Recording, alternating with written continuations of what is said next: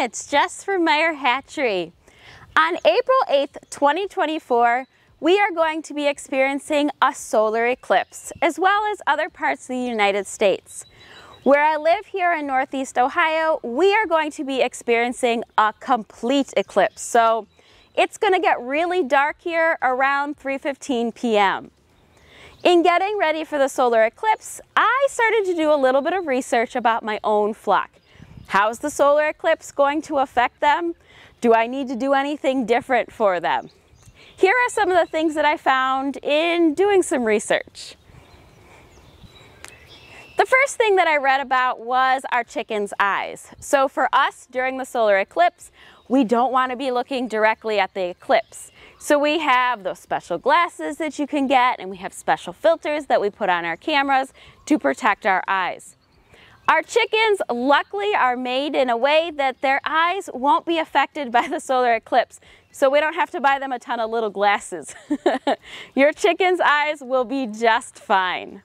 Another thing that I read about was eggs. So we know that our hens need a certain amount of daylight every day to lay their eggs, and with losing some daylight during the day, you may see a slight decrease in the eggs on the day of the solar eclipse. If you live somewhere it's going to get really dark, but don't worry, they'll be back to their normal laying schedule the next day.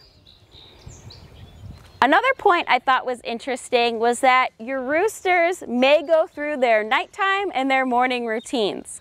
So our chickens are diurnal, meaning they're active during the day, and they have a process when they go to bed at night. You may notice that your roosters will push everybody into the coop when it starts to get dark, and they may start crowing, just signaling it's bedtime. After the solar eclipse is over, your roosters may start crowing again and say, hey, it's morning. Everybody, let's be active again. Speaking of heading to the coop, because it's going to get dark, especially if you're somewhere it's going to be completely dark, you may notice that your flock starts to put themselves back in the coop. So they may start roosting in trees, or they may head back to their coop thinking it's bedtime and tuck themselves in. If your flock free ranges, I read a couple places that you may want to keep your flock a little closer to the coop so they don't get confused, but it's only a few minutes and your flock should do just fine. I'm really excited to see the solar eclipse and how the solar eclipse affects my flock.